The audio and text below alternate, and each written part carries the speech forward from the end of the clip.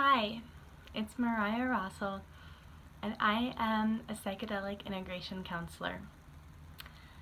Welcome to my Masterclass, Integration, Preparation, Integration, and Harm Reduction.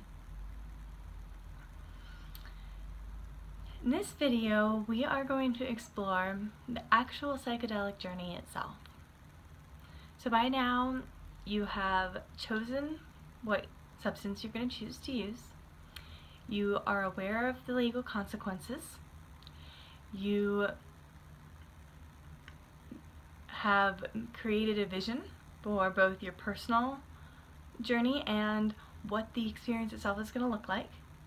You have gotten together whatever materials that it is that you need to make yourself comfortable. And now you're ready to embark. So one of the things I haven't spoken about is this idea of sitters. And if we look at maps, they do a thing called Zendo at a lot of festivals.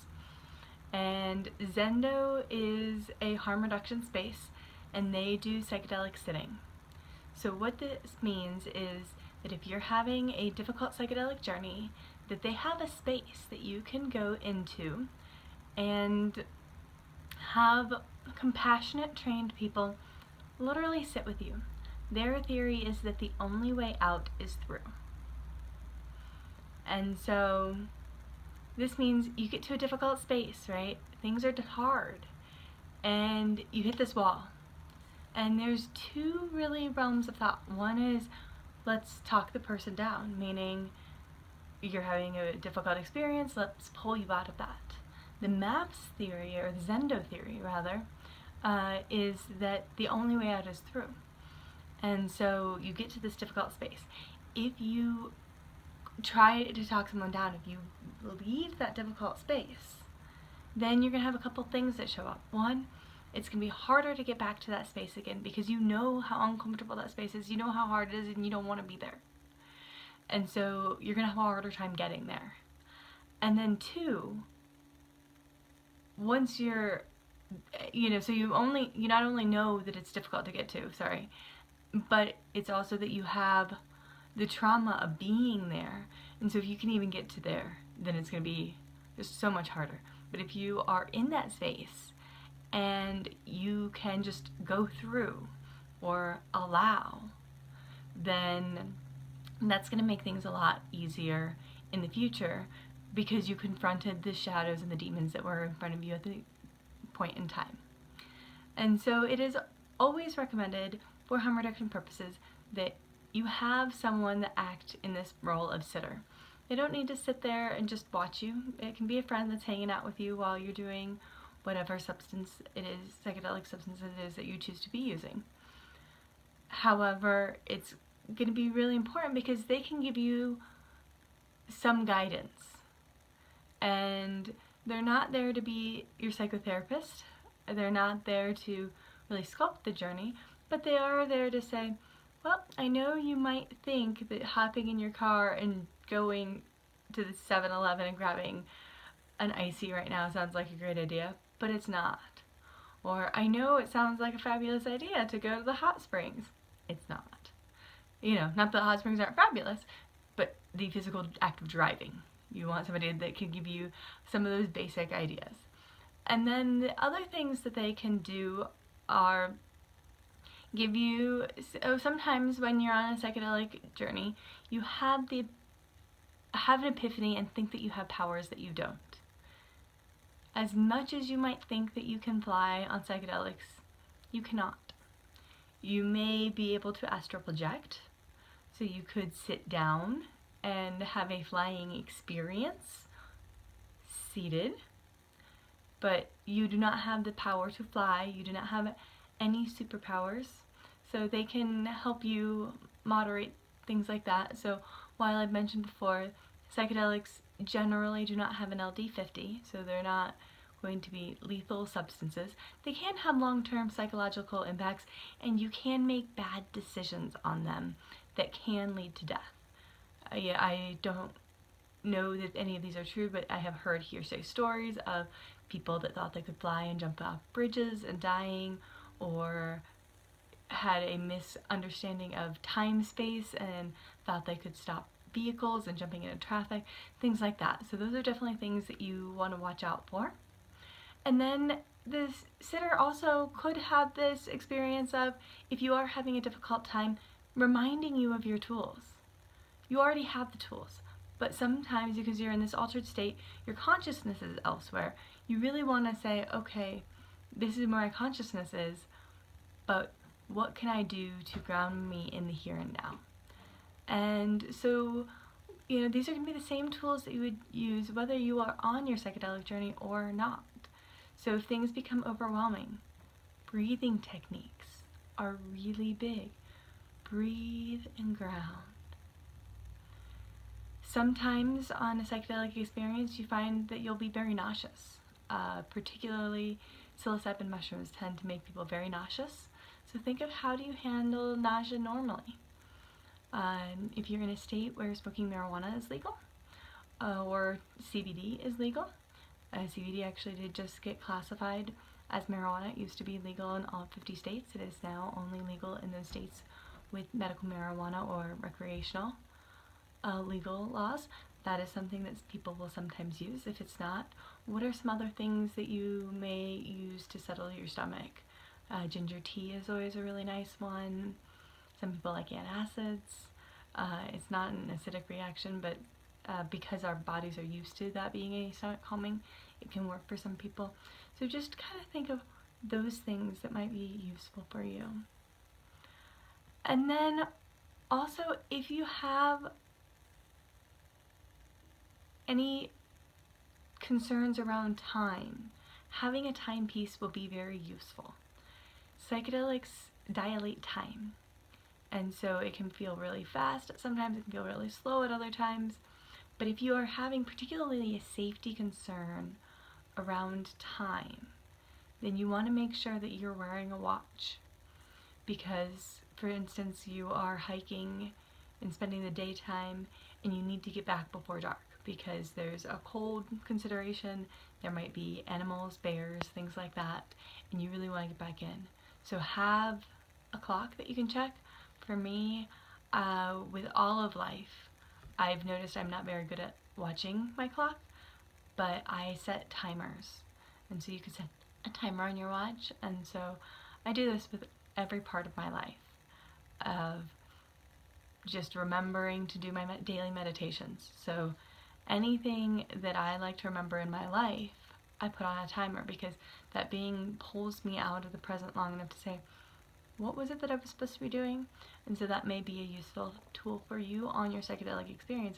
Have that being and say, oh, there was something that I was supposed to do.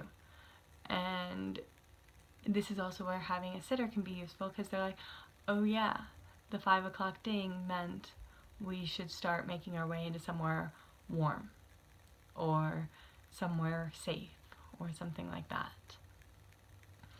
Again, we've talked about don't drive, don't use heavy machinery, really create this safe space. And so while nature can seem absolutely alluring and lovely, you still have the same camping, backpacking, and backcountry skills that you have without the influence of the psychedelic. And I'm hesitant to say you even have that level, but that's the maximum level that you have. And so a lot of people I have seen will say, oh, well, let's go have this experience in the backcountry, but they don't have any backcountry experience. That's going to be very dangerous, because you're dealing with physical reality things that you don't understand when your mind is in an altered state. And so picking an outdoor reality that doesn't require a lot of skill sets is very important, and also it's not controllable. And so what are you going to do if it rains? What are you going to do if there are unexpected people or forest fire, things like that? Again, psychedelics can make you either hyper-focused for things, or kind of this it's like a light eye gaze, where things you're kind of more aware of the big picture, but you're not aware of the immediate picture.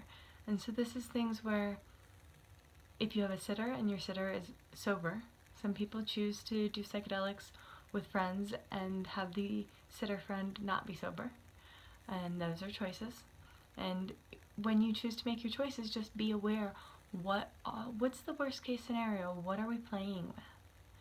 And so, don't start a campfire. It might sound fabulous to start a campfire, and I live in a high fire risk area, and we've seen lots of people start forest fires that they didn't intend to because they didn't put them out properly.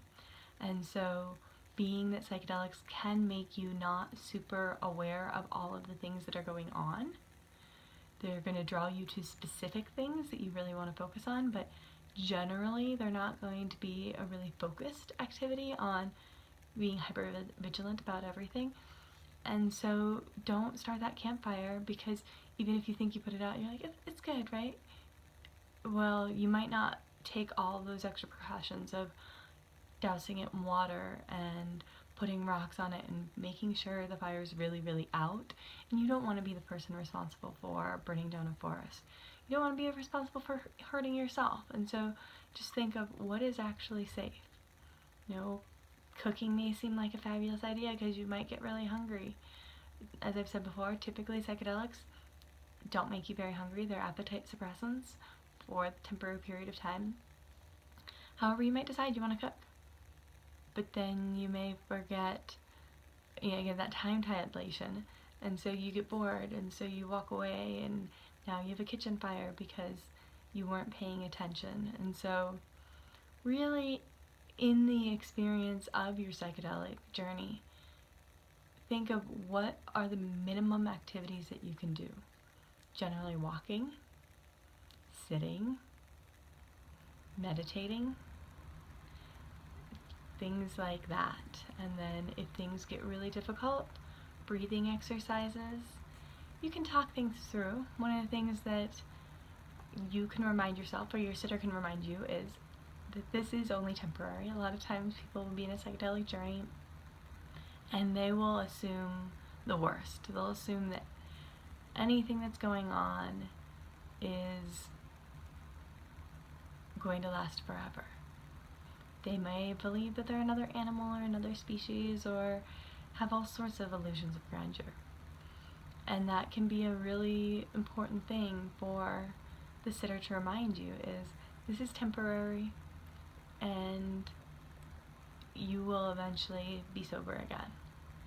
And obviously, as I've said before, where there are certain instances where the experience does last longer than expected. There may be long-term psychological impacts, and reminding somebody on psychedelics of those things isn't calming and isn't helpful.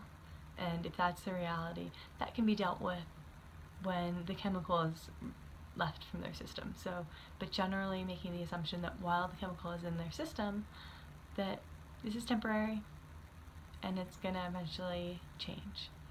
So the good experience, the bad experience, it's temporary. And then breathing, reminding people here, now, grounded. Beautiful art can also be a really beautiful thing to find if you are in a space. So we've talked a lot about doing psychedelic journeys in nature, and nature can be absolutely beautiful for people on psychedelics. They feel like they can communicate with plants, with animals, with rocks, with the water, with all of the elements. They see the details of them. The visual perceptions of psychedelics will see shifts in them, and so they may feel like they are living in a more humanoid way. It may seem more animistic. And so those can be really beautiful. If you're inside or you're in a festival setting or something like that, then beautiful art, it can be very alluring. Psychedelics often are very visual, and so what are some beautiful paintings, or maybe you have a really nice book of art. I've said before, you're probably not going to be able to physically read or write, and you probably aren't going to have a strong desire to read or write, so it won't feel that disconcerting that you are having difficulty focusing on that level, but beautiful things to look at. The other thing to be aware of is if you're in a festival setting and you go to the marketplace, that sometimes being on psychedelics draws you to specific pieces of art, and you have a desire to buy those specific pieces of art and bring them home. And so this can just be another planning aspect, is if you're going to be somewhere where you theoretically could spend money, put as much money as you are willing to spend in your pocket and leave your credit card. And if the amazing piece of art that you really want is meant to be yours, it'll be there when you're sober, and you can make a conscious choice to go spend money on that.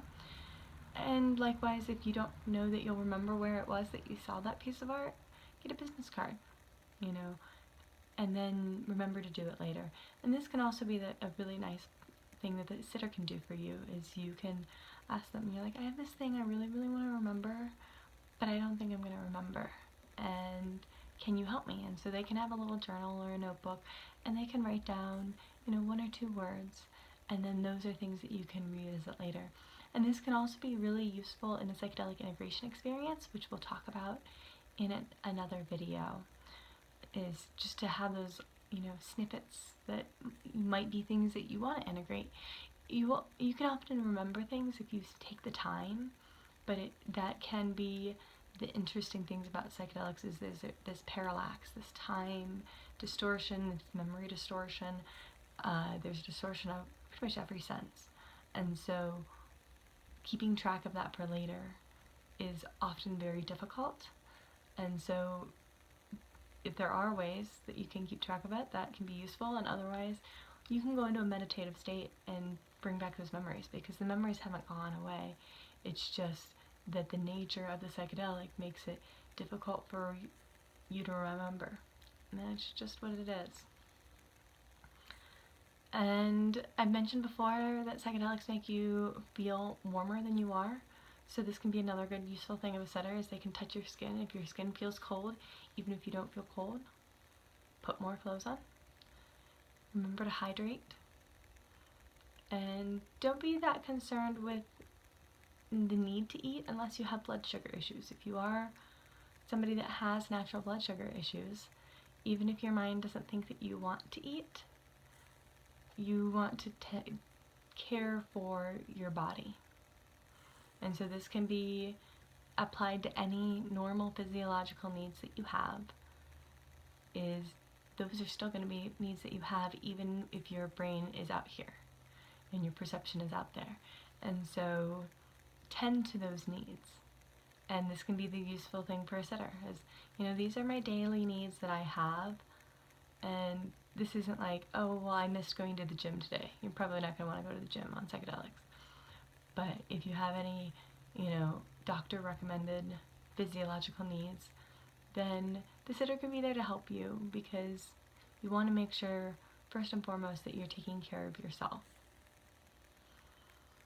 And just remember, this is temporary. It's beautiful, but it's temporary, and you will get through it and be on the other side. And then the other thing is, if you have that vision that we talked about, there's a specific goal of this journey, the sitter can help you focus on that goal. They can keep reminding you, remember, you really wanted to focus on this, that, or the other. You wanted to spend a lot of time focusing on movement in this specific way, or learning about this specific idea, or exploring this, or that, or the other, whatever it is. And so they can keep mentioning it to you. Oh yeah, because that can be one of the things that psychedelics do, is that your mind doesn't focus the same way that it normally does, and so you may be over here, and then your focus is drawn over here. And as much as I love to go with the flow, if you have a really strong focus and you're not achieving that, then because you got distracted, then it can be nice to just have that reminder. This is what you wanted to focus on. Do you still want to do that? Ask it in an open-minded way. Ask it as an open question. The answer would be no. I don't want to do that anymore. Do you see this thing over here? This is what I want to focus on. Okay, that's great. but just having those reminders of that initial intention can be very, very useful. So thank you everyone for tuning in, and I look forward to talking to you in our next video. Have a great day. Bye-bye.